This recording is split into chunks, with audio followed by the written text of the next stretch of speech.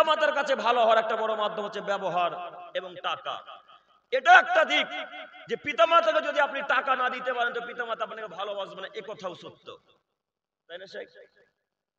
পিতামাতাকে যদি টাকা না দিতে পারেন তো পিতামাতা আপনাকে ভালোবাসবে না। আপনারা তিন ভাইয়ের মধ্যে আপনি বেশি ইনকাম করেন, ছোট ভাই আর বড় ভাই ইনকাম করতে পারে না, আপনার আব্বু আম্মা আপনাকে বেশি প্রাধান্য দিবে, এটাই দুনিয়া। আব্দুল করিম সাহেব তাহলে পিতামাতার সাথে কি ভালো আচরণ করবো না? জি না, এর পরেও পিতামাতার সাথে ভালো আচরণ করা লাগবে, এই কথা মুহাম্মদ সাল্লাল্লাহু আলাইহি সাল্লাম বলছেন। এই জায়গাতে আবারও আসবো, তার আগে আমি জরুরি ভাবে আপনাদেরকে অনুরোধ করে বলতে চাইছি, যদি আপনি পিতামাতার কাছে, গ্রামের লোকের কাছে ভালো হতে চান তাহলে সর্বপ্রথম কি করা লাগবে? জি, সদাচরণ, নম্র আচরণ করা লাগবে। আমার কথা কি বুঝতে পারেন না? আপনাদের কথা আলাদা, আমাদের মত কথার সাথে মিলছে না, আলাদা আলাদা, তাই না? ওই দক্ষিণে যখন চলে যায় তখন মনে হচ্ছে কেমন কেমন কথা বলে, কেমন কেমন কথা বলে না, ওনারা আলাদা আলাদা কথা বলে। কালিয়া চকে যখন যাবেন তখন ঠোঁটঠাতে বলবে। তো আমাদের আপনাদের মিলছে আলহামদুলিল্লাহ, তাই না? তো আমার সাথে একটু হ্যাঁ কি না দেবেন। বাংলাদেশের বক্তব্য শোনেননি? হ্যাঁ, গত 2 দিন মানে এই 5 তারিখ বাংলাদেশ থেকে এসেছি, তো ওদের বক্তব্য নীতি হচ্ছে যে আপনি কথা বলেন, সত্য বলেন আর মিথ্যা বলেন, বক্তব্য শেষে ঠিক বলেছেন বলে চেঁচাবেন। দেখেননি আপনারা? তো আমি আপনাকে ওইভাবে চেঁচাতে বলছি না, আমি শুধু বলতে চাইছি, কথা বুঝতে পারছেন কি? জি আলহামদুলিল্লাহ, এতটুকু। আমি এমন তেমন চেঁচা পছন্দ করি না। একটু আমার দিকে তাকান, একটু এবার আমার দিকে লক্ষ্য করেন। কিয়ামতের মাঠে আল্লাহ সুবহানাহু ওয়া তাআলা যখন নেকিকে ওজন করবেন তখন সব থেকে যে নেকিটা ভারী হবে তার নাম হচ্ছে সদাচরণের নেকি, তার নাম হচ্ছে ভালো আচরণের নেকি। আব্দুল করিম সাহেব, সব থেকে ভারী নেকি হবে, প্রমাণ আছে তো? প্রমাণ আছে বলতে দিতে পারবেন তো? জি, প্রমাণ আছে বলে তো জটিল ও কঠিন ভাবে বলা। আপনাকে প্রমাণ পেশ করে আমি বক্তব্য রাখার চেষ্টা করি। একটু আমার দিকে তাকান। আবু দারদা রাদিয়াল্লাহু তাআলা আনহু থেকে বর্ণিত, তিনি বলেন রাসূল সাল্লাল্লাহু আলাইহি সাল্লাম বলেছেন, ইন্নাস কালা শাইইন ইউজাউ ফি মিজানিল মুমিনিন খুলুকুন হাসান। আদমের ছেলেমেয়ে শোনো, কিয়ামতের মাঠে আল্লাহ সুবহানাহু ওয়া তাআলা যখন নেকিকে ওজন করবেন, নেকি, কিয়ামতের মাঠে আল্লাহ সুবহানাহু ওয়া তাআলা যখন নেকি ওজন করবেন, আমলকে ওজন করবেন, তখন সবথেকে যে নেকিটা ভারী হবে তার নাম সদাচরণের নেকি, নম্র আচরণের নেকি, ভালো আচরণের নেকি। একটু আব্দুল করিম সাহেব কথা কেমন বলছেন, আমরা আলেম ওলামা ইকরামের মুখে শুনেছি সবথেকে দামি ইবাদত, সবথেকে পাওয়ারফুল ইবাদত, সবথেকে শক্তিশালী ইবাদতের নাম হচ্ছে দান। দান এত পাওয়ারফুল ইবাদত, দান এত শক্তিশালী ইবাদত। একটু আমার দিকে তাকান। আপনার আব্বুর কবরে আযাব হচ্ছে, যদি এখন আপনার আব্বুর নামে 10 টাকা, 500 টাকা, 100 টাকা, 1000 টাকা দান করেন তো আপনার আব্বুর কবরে আযাব সঙ্গে সঙ্গে মাফ। আল্লাহু আকবার।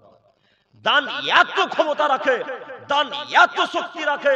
আল্লাহ নবী বলছেন যে কিয়ামতের মাঠে আদমের ছেলে মেয়েকে যখন জাহান্নামে দিবে তখন আল্লাহকে আদমের ছেলে মেয়ে বলে, আল্লাহ ওই যে সেদিন চোপড়া কলেজ মাঠে জালসা হচ্ছিল, মসজিদের উন্নতি করবে, সেদিন যে 1000 টাকা দিয়েছি, জাহান্নামে যাবে মানে। তখন আল্লাহ বলেন, প্রমাণ, এ তো আল্লাহ দান, আসাদগত বুরহান, দান হচ্ছে আমার দলিল। আল্লাহ এই যে দেখেন না, সেদিন আমি দান করেছি। তখন আল্লাহ বলবেন, যা এখন জান্নাতে যা। কথা বুঝাতে পারিনি মনে হয়। এত পাওয়ারফুল, এত শক্তিশালী ইবাদত, সালাত দিয়ে আব্বুর কবর আযাব সঙ্গে সঙ্গে মাফ করাতে পারবেন না, হজ দিয়ে আব্বুর কবর আযাব সঙ্গে সঙ্গে মাফ করাতে পারবেন না, সিয়াম দিয়ে আব্বুর কবর আযাব, আম্মুর কবর আযাব সঙ্গে সঙ্গে মাফ করাতে পারবেন না। যদি বাপের কবরের আযাব, মায়ের কবর আযাব, ভাই বোন আত্মীয় স্বজন স্ত্রীদের কবর আযাব যদি মাফ করাতে হয় সঙ্গে সঙ্গে, তাহলে কি দিয়ে মাফ করাতে হবে? দান দিয়ে। এত পাওয়ারফুল শক্তিশালী ইবাদত, এই ইবাদতকে আল্লাহ তাআলা দানকে এক পাল্লায় রাখবেন, আর এক পাল্লায় রাখবেন সদাচরণ নেকিকে। দুইটা নেকিকে দুই পাল্লায় যখন রাখবে তখন সব থেকে যে নেকিটা ভারী বলে বিবেচনা করা হবে তার নাম সদাচরণের নেকি, নম্র আচরণের নেকি, ভালো আচরণের নেকি। ভালো আচরণ নাকি যত ভারী হবে কিয়ামতের মাঠে, পৃথিবীতে কোন ইবাদত, কোন কর্ম তত ভারী হবে না কিয়ামতের মাঠে, কথা মুহাম্মদ সাল্লাল্লাহু আলাইহি সাল্লাম বলেন। আব্দুল করিম ভাই হিসাব করে কথা বলিয়েন, আমরা আরো হাদিস জানি। আল্লাহ নবী বলেছেন যে কেউ যদি হজ করে আর হজ যদি আল্লাহ সুবহানাহু ওয়া তাআলা কবুল করে নেন তাহলে ওই লোকটা হয়ে গেল সেই দিনের মতো যেদিন তার মা তাকে জন্ম দিয়েছে। আল্লাহ, তার মানে ওই লোকটার পাপ আর নেই, ওই লোকটা এখন শিশু অবস্থায় চলে গেছে, তার আবার নতুন করে পাপ নেকি লেখা শুরু হবে। কথা বুঝেননি? হজ যদি কবুল হয়ে যায় লোকের পাপ থাকে না, এই কথা মুহাম্মদ সাল্লাল্লাহু আলাইহি সাল্লাম বলেছেন। এত দামি ইবাদত তার নাম হজ, এত পাওয়ারফুল শক্তিশালী ইবাদত তার নাম হজ। এর পরেও আল্লাহ সুবহানাহু ওয়া তাআলা যখন দুইটি ইবাদতকে কিয়ামতের মাঠে ওজন করবেন, দুইটি ইবাদতকে আল্লাহ সুবহানাহু ওয়া তাআলা যখন কিয়ামতের মাঠে ওজন করবেন, তখন সবথেকে যে নেকিটা ভারী হবে তার নাম সদাচরণের নেকি, নম্র আচরণের নেকি, ভালো আচরণের নেকি। আমি যদি আপনাকে বোঝাতে না পারি তাহলে আমি কি করবো আমি বুঝতে পারি না। তারপরেও আপনাকে বলি, পৃথিবীতে ইবাদতের জগতে সবথেকে ভারী ইবাদতের নাম কি? সদাচরণ, নম্র আচরণ। এর মতো ভারী ইবাদত পৃথিবীতে নেই। অথচ ইবাদতের জগতে একটা ভিন্ন ধরনের আশ্চর্য ধরনের ইবাদতের নাম হচ্ছে সালাত, নামাজ। ইবাদতের জগতে সবথেকে ভিন্ন ধরনের আশ্চর্য ধরনের ইবাদতের নাম হচ্ছে সালাত। যে কোনো মানুষের সুবিধাও বোঝে না, অসুবিধাও বোঝে না। কি করছেন না করছেন, মাঠে কাজ করছেন না ট্রেনের উপরে আছেন না প্লেনে আছেন না গরু গাড়িতে আছেন না বাসে আছেন না ট্রাকে আছেন, কোথায় আছেন কি করছেন তার দেখার কোনো বিষয় নেই। হাসপাতালে আছেন না কোথায় আছেন কিচ্ছু দেখতে পারেন না, সে তার নাম কি? সালাত। যদি সময় হয়ে যায় তাহলে আপনাকে সালাত আদায় করতে হবে, এ কথা মুহাম্মদ সাল্লাল্লাহু আলাইহি সাল্লাম বলেছেন। এত ভিন্ন ধরনের ইবাদত, এত পাওয়ারফুল ইবাদত, যে কোনো মানুষের সুবিধাও বোঝে না, অসুবিধাও বোঝে না। যতক্ষণ পর্যন্ত মানুষের ব্রেন মস্তিষ্ক আছে, যতক্ষণ পর্যন্ত পাগল হয়ে যায়নি, ততক্ষণ পর্যন্ত তাকে সালাত আদায় করতে হবে। এখানে একটা কথা বলি, আজকে আপনারা মসজিদ তৈরি করেছেন, আলহামদুলিল্লাহ, খুব ভালো কথা। আল্লাহ আপনাদের মসজিদকে কবুল করুক, সকলে বলি আমিন।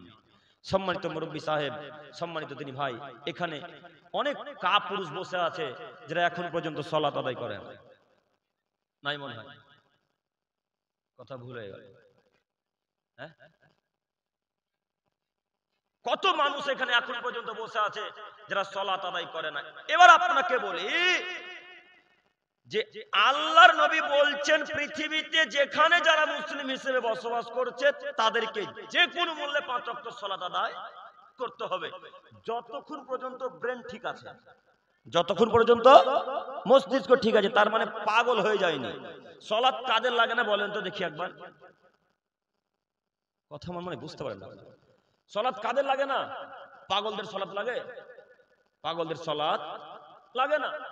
সালাত বললে কষ্ট হচ্ছে না? নামাজ বলো বারবার।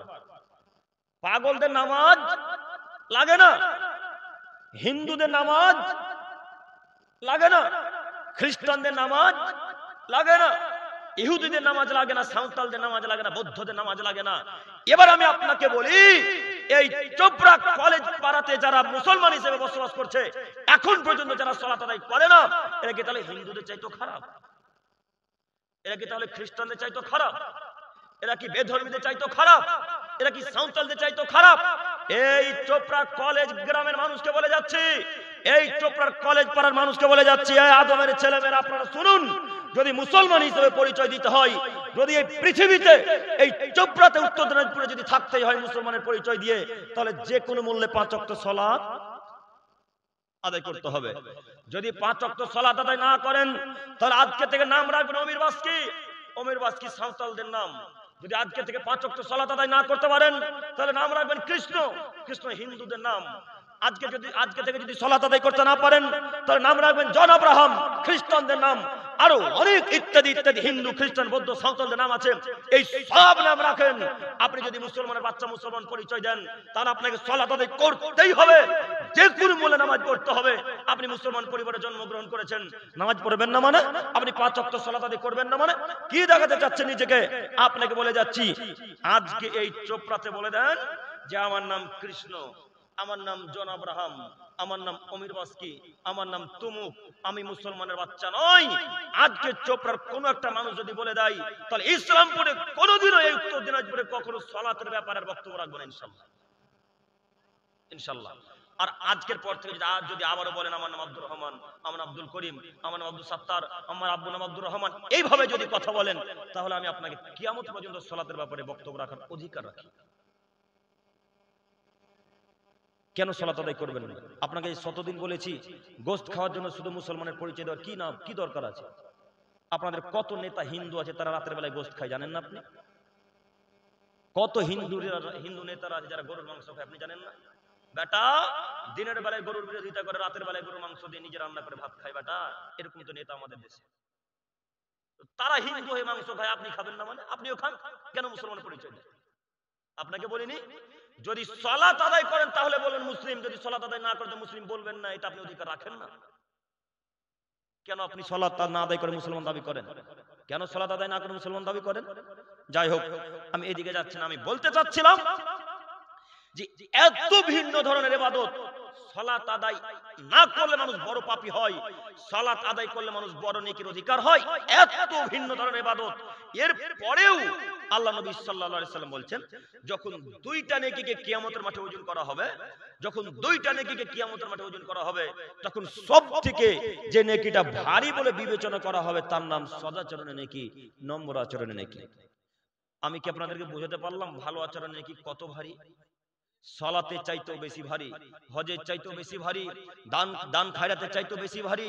আরো পৃথিবীতে যত বড় বড় ইবাদত আছে তার চাইতে সব চাইতে বড় ভারী ইবাদতের নাম সদাচরণ, নম্র আচরণ, ভালো আচরণ। অতএব আমি আপনার দৃষ্টি আকর্ষণ করে বলি, আজকে থেকে যে কোনো মূল্যে পিতামাতার সাথে নম্র আচরণ করব, আজকে থেকে যে কোনো মূল্যে স্ত্রীর সাথে ভালো আচরণ করব, আজকে থেকে যে কোনো মূল্যে ছেলে মেয়েদের সাথে ভালো আচরণ করব, আজকে থেকে যে কোনো মূল্যে পিতামাতা, ভাই বোন, আত্মীয় স্বজন, গ্রামের প্রতিবেশী, ফকির মিসকিন, দুস্থ গরীবদের সাথে যে কোনো মূল্যে ভালো আচরণ করব ইনশাআল্লাহ। সবাই বলি ইনশাআল্লাহ। ইনশাআল্লাহ। আল্লাহ তুমি আমাদের সকলকে বোঝার তৌফিক দান করো, সকলে বলি আমিন। সম্মানিত দিনী ভাই, মহান আল্লাহ তাআলা বলেন, ওয়াসাইনাল ইনসান, পৃথিবীর মানুষকে আমি অনুমতি দিয়েছি, আদেশ করেছি, বিওয়ালিদাহি হামালাতুহু উম্মুহু ওয়াহানান আলা ওয়াহান, হে আদমের ছেলে মেয়ে তোমরা তোমাদের পিতামাতার সাথে ভালো আচরণ করবে। আল্লাহ তাআলা সারা পৃথিবীর মানুষকে আদেশ দিয়ে আদেশ দিচ্ছেন, সারা পৃথিবীর মানুষকে নির্দেশনা দিয়েছেন। তিনি বলছেন ওয়াসাইনাল ইনসান বিওয়ালিদাহি হামালাতুহু উম্মুহু ওয়াহানান আলা ওয়াহান, আদমের ছেলে মেয়ে শোনো শোনো শোনো, তোমরা তোমাদের পিতামাতার সাথে যে কোনো মূল্যে ভালো আচরণ করবে, পিতামাতার সাথে নম্র আচরণ করবে, পিতামাতার সাথে ভালোভাবে কথাবার্তা বলবে। কেন? তোমার মা কষ্টের পর কষ্ট করে তোমাকে গর্ভে ধারণ করেছিল, শুধু তোমাকে গর্ভে ধারণ করে জন্ম দিয়ে ছেড়ে দেয়নি। আল্লাহ বলছেন অফিসাল উফি আমাইন, তোমাকে তোমার মা কষ্টের পর কষ্ট করে 2 বছর টানা দুধ পান করিয়েছিল। এই কারণে তুমি তোমার পিতা মাতার সাথে ভালো আচরণ করবে। আল্লাহ তাআলা বলছেন আদমের ছেলে মেয়ে শোনো, তোমার মা তোমাকে কষ্টের পর কষ্ট করে গর্ভে ধারণ করেছিল এবং টানা 2 বছর দুধ পান করিয়েছিল। এই কারণে তুমি তোমার পিতা মাতার সাথে ভালো আচরণ করবে। আনিশকুরলি ওয়ালিওয়ালিদাইকা ইলাইয়াল মাসির, আমার তো শুকরিয়া আদায় করবেই, আমার তো শুকরিয়া আদায় করবেই, তোমরা তোমাদের পিতা মাতাদের শুকরিয়া আদায় করবে। মনে রাখো আদমের ছেলে মেয়ে, তোমরা যে যা কর্ম করো না কেন, তোমরা যে যাই কর্ম করছো করো না কেন, আমার কাছে তোমাদের সবাইকে ফিরে আসতে হবে। এতে কোনো সন্দেহ আছে? আমাদের সবাইকে আল্লাহ তাআলার নিকটে যেতে হবে, এতে কোনো সন্দেহ নেই। এই জন্য আপনাকে বলি, পিতা মাতার সাথে কেন খারাপ আচরণ করেন, একটু মাথাতে কথা রাখবেন যে আমাকে আপনাকে আপনার আম্মু, আমার আম্মু কষ্টের পর কষ্ট করে টানা 9 থেকে 10 মাস পেটে রেখেছেন। কত কষ্ট আল্লাহু সামাদ, পেটে রাখা অবস্থায় কত দুঃখ কষ্ট হয় মায়েদের তা আল্লাহ তাআলা জানেন। আর যেই মায়ের গর্ভে সন্তানই থাকে সেই শুধু জানেন। তাছাড়া পৃথিবীর মানুষের বোঝার ক্ষমতা নেই, তাছাড়া পৃথিবীর মানুষের বোঝার ক্ষমতা নেই মহিলাদের কষ্ট কত হয়, তাছাড়া মহিলাদের কষ্ট বোঝার পৃথিবীর কোনো মানুষের ক্ষমতা নেই, তাদের কষ্ট কত পরিমাণের হয়। এরপরেও আপনি আপনার আম্মুকে গালি দেন কি হিসাবে? এরপরেও আপনি আপনার আম্মুকে নোংরা ভাষায় কথা বলেন কি হিসাবে? এরপরেও আপনি আপনার আম্মুকে নোংরা ভাষা, অকথ্য ভাষায় গালিগালাজ করেন কি হিসাবে? একটু আপনাকে বলি, এই শীতের দিন, এই ভরপুর শীত চলে যাচ্ছে, এই শীতের মৌসুমে যদি আপনি আপনার সমস্ত শরীরের চামড়াকে তুলে দিয়ে, সমস্ত শরীরের চামড়াকে ছিঁড়ে ফেলে কেটে দিয়ে আপনি আপনার আম্মুর জন্য যদি শীত বস্ত্র তৈরি করে দেন, জ্যাকেট, জামা আরো ইত্যাদি ইত্যাদি, চাদর, যে কোনো জিনিস নিজের শরীরের চামড়া কেটে যদি তৈরি করে দেন, তবু আপনি আপনার আম্মুর দুধের 1 ফোঁটা ঋণের পরিশোধ করতে পারবেন না। তার নাম মা, তার নাম মা। এত দামি আম্মাকে আপনি গালি দেন মানে, এত দামি আম্মার সাথে অসৎ আচরণ করেন মানে। যুবক ভাইরা একটু আপনি আমার দিকে তাকান। আপনার কথা আমি এই জন্য বলছি বারবার যে আপনি এমএ পাস ছাত্র, আপনি বিএড পাস ছাত্র। আমরা লক্ষ্য করে দেখেছি যারা স্কুল কলেজ বিশ্ববিদ্যালয় হেড টিচার, তার মা বৃদ্ধাশ্রমে পড়ে আছে, দেখেননি শেখ? যারাই বেশি শিক্ষিত হয়েছে, জেনারেল শিক্ষিত বা উচ্চ শিক্ষিত, যে কোনো শিক্ষিত বলেন না কেন, হয় তার মা বড় দিদির বাড়িতে আছে, নইলে তার মা বড় ভাইয়ের বাড়িতে আছে, নইলে তার মা বৃদ্ধাশ্রমে আছে, নয়তো বা কোনো আত্মীয় স্বজনের বাড়িতে পড়ে আছে, তার নিজের বাড়িতে একদিনও থাকে না। এই ছেলেটাকে যদি এখন শিক্ষিত বলেন তাহলে মূর্খের বাচ্চা মূর্খকে। এই ছেলেটাকে মাস্টার ডিগ্রি পাস ছাত্রটাকে যদি শিক্ষিত বলেন তাহলে আসলে মূর্খকে। সম্মানিত তিনি ভাই, আপনাকে বলি, আপনার আম্মু এত কষ্ট করলো, এত কিছু খাওয়ালো পড়ালো, কষ্টের পর কষ্ট করে আপনাকে মানুষ করলো, এত কিছু করার পর শেষ পর্যায়ে আপনি আপনার আম্মুকে গালি দিবেন, এইভাবে খারাপ আচরণ করবেন? একটু আপনাকে আমি বলি, আপনার আম্মু আপনার কাছে সমস্ত কিছু অধিকার রাখে, আপনার আম্মু আপনার কাছে সমস্ত কিছুর অধিকার রাখে, টাকা পয়সার ভালো ব্যবহার, নরম কথার অধিকার রাখে আপনার আম্মু। একটু এবার আপনি আমার দিকে তাকান, আপনি কেরালা কাজে গেছেন, যুবক ভাই একটু আপনি আমার দিকে তাকান, আপনাকেই বলছি এই ব্যবহার আপনার দ্বারাই খুঁজে পাওয়া যায়। একটু আমার দিকে লক্ষ্য করেন, আপনি কেরালায় কাজে গেছেন, কেরালা কাজে গিয়েছেন তো সব টাকা যত উপার্জন করেছেন, রাজমিস্ত্রি কাজ করে হোক আর ব্যবসা করে হোক আর যে কোনো মাধ্যমে হোক না কেন, আপনি টাকা উপার্জন করেছেন অনেক টাকা, এই সব টাকা এখন স্ত্রীর অ্যাকাউন্টে পাঠাতে হবে? হ্যাঁ, সব টাকা এখন স্ত্রীর অ্যাকাউন্টে পাঠাতে হবে? আপনাকে বলিনি যে স্ত্রীর অ্যাকাউন্টে টাকা পাঠাবেন না কোনোদিনও? বক্তব্য শোনেননি? স্ত্রীর অ্যাকাউন্টে টাকা পাঠাবেন না কোনোদিন, আপনাকে এই জন্য নিষেধ করেছি। আজকে যদি স্ত্রীর অ্যাকাউন্টে টাকা পাঠান কেরালা বা মুম্বাই দুবাই থেকে, তো তারপরে দিন এসে দেখবেন স্ত্রী অন্যজনের সাথে পালিয়ে গেছে, তাহলে আপনার সবই নষ্ট হলো না? টাকাটাও নষ্ট, আপনার স্ত্রীটাও গেল। তো টাকা স্ত্রীর অ্যাকাউন্টে কেন? আপনাকে যে বলেছি যদি টাকা পাঠাতে হয় তো আব্বার অ্যাকাউন্টে পাঠান, টাকা যদি পাঠাতে হয় আম্মুর অ্যাকাউন্টে পাঠান, টাকা যদি রাখতে হয় নিজের অ্যাকাউন্টে রাখেন, স্ত্রীর অ্যাকাউন্টে কেন? স্ত্রীর অ্যাকাউন্টে কেন? স্ত্রীর কাছে আপনি ছোট হবেন বারবার টাকা চাইবেন? বাড়িতে কলেজ পাড়ায় এসে চোপড়াতে যখন দূর পাল্লা বাইরে থেকে যে বাড়ি আসবেন, তখন স্ত্রীর কাছে ছোট হতে হবে, বারবার বলতে হবে রহিমা 10 টাকা দাও না, বাজারে যাবো। ছোট আপনি কেন হবেন? ছোট আপনার কাছে ও হবে। বুঝতে পারেননি? আপনার স্ত্রীর অ্যাকাউন্টে টাকা কেন? আপনার আম্মুর অ্যাকাউন্টে টাকা পাঠালেন না কেন? আপনার স্ত্রীর কথা মোতাবেক আপনি চলেন, মানে আপনি আপনার আম্মুর কথা মোতাবেক চলবেন, আপনার স্ত্রীর কথা মোতাবেক নয়। আপনি আপনার আম্মুর কথা মোতাবেক চলবেন, স্ত্রীর কথা মোতাবেক নয়।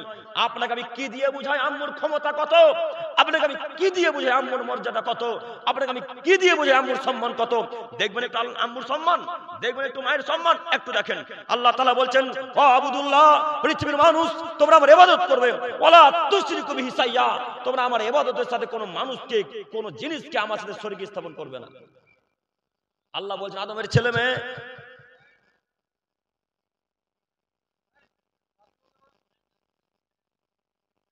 আল্লাহ তাআলা বলেন, ও আবুদুল্লাহ, পৃথিবীর মানুষ তোমরা আমার ইবাদত করবে, ওয়ালা তুশরিকু বিহি শাইয়্যা, তোমরা আমার ইবাদতের সাথে কাউকে শরীক করবে না।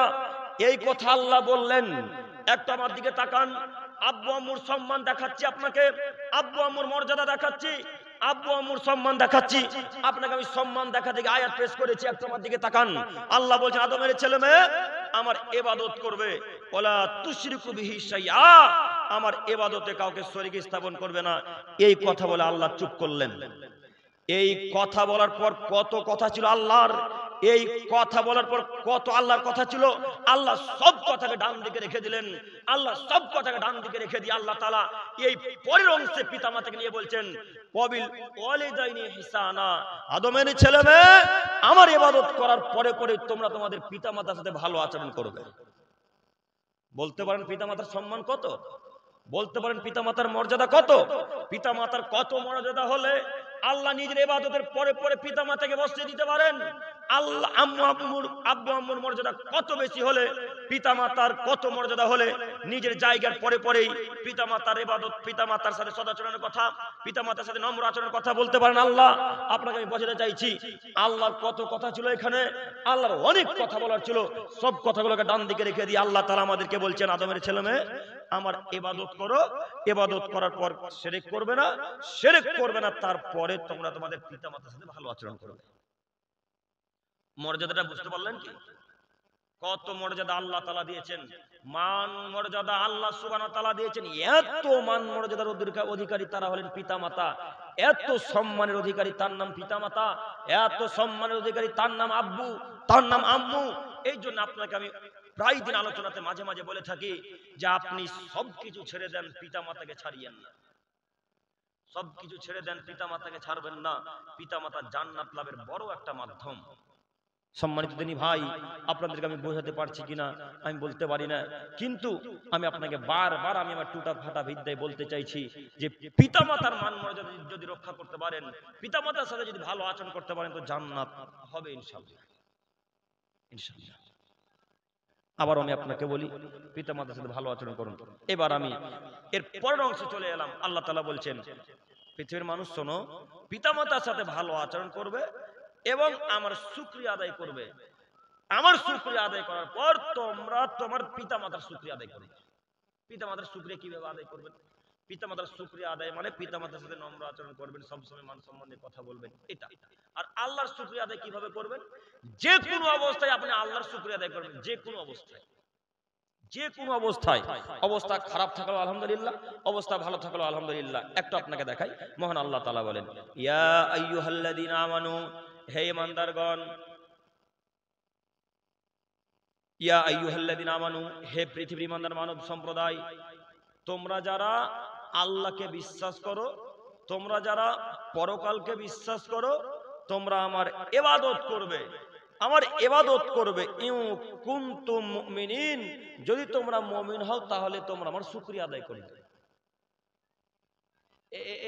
এই বাক্যটা একটু মনোযোগ দিয়ে শুনেন তো দেখি আপনার ব্রেনে ঢোকে কিনা, আপনাকে আবারও বুঝে। আল্লাহ বলছেন, পৃথিবীর ইমানদার মানব সম্প্রদায় শোনো, তোমরা আমার ইবাদত করবে, ইবাদত করার পর আমার শুকরিয়া আদায় করবে। ইউ কুনতুম মুমিনিন, যদি তোমরা মুমিন হও।